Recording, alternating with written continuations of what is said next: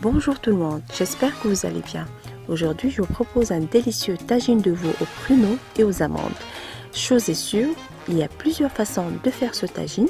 Le résultat est toujours le même, puisqu'on obtient un succulent tagine avec une sauce mielleuse, parfumée à la cannelle, et on apprécie le croquant de l'amande et le moelleux du pruneau. Je vous laisse découvrir la préparation.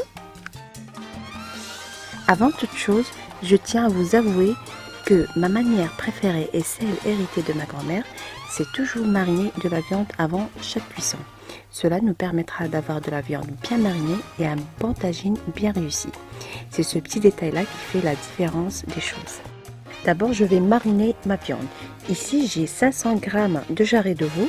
Il faut toujours compter 100 g par personne. Dans un bol, je mets 25 g de beurre, une cuillère à café de chaque curcuma, poivre, gingembre, sel, un filet d'huile d'olive,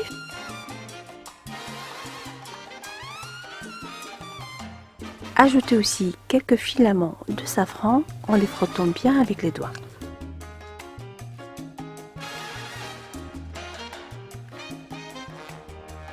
Et je mélange bien avec ma main jusqu'à obtention d'une crème.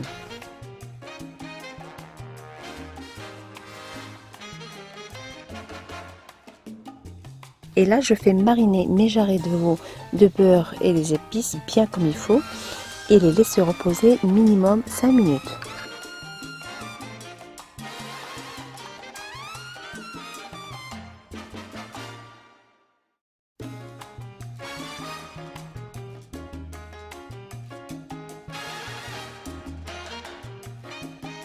Dans un tagine, je fais dorer quelques instants ma viande avec un bon filet d'huile d'olive pour que notre beurre ne brûle pas.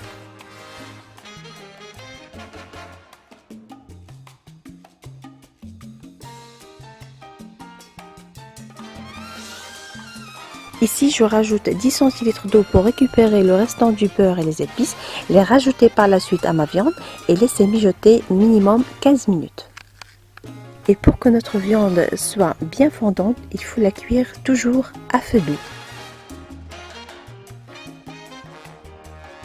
N'oubliez pas d'ajouter un bâton de cannelle.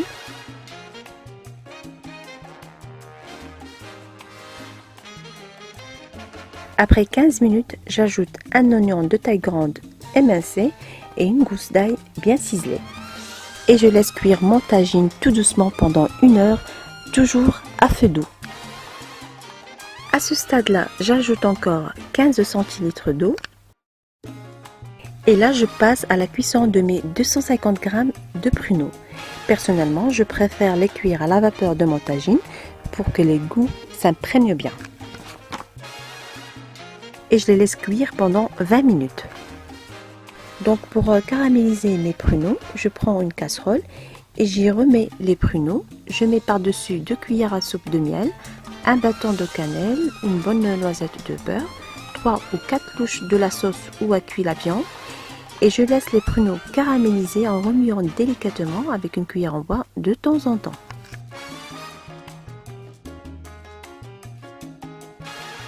En général, cette étape prend 15 minutes, toujours à feu doux.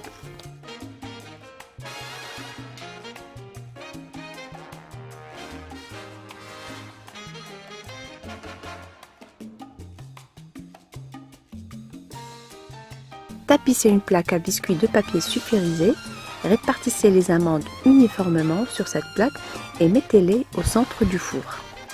Laissez les amandes griller pendant 10 à 12 minutes et n'oubliez pas de les étendre à nouveau uniformément après chaque agitation.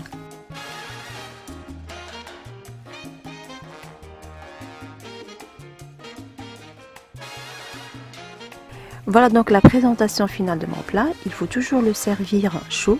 La viande d'abord, puis la sauce et les pruneaux disposés.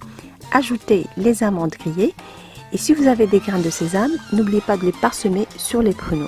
Malheureusement, j'ai oublié de les acheter à la dernière minute. Voilà, donc j'espère que la recette d'aujourd'hui vous a plu. Si vous voulez plus de recettes, n'oubliez pas de me rejoindre sur mon propre site www.tastygourmandise.com et sur ma page officielle Cuisine Tasty Gourmandise. Je n'ai qu'à vous souhaiter bon appétit et à très bientôt, j'espère.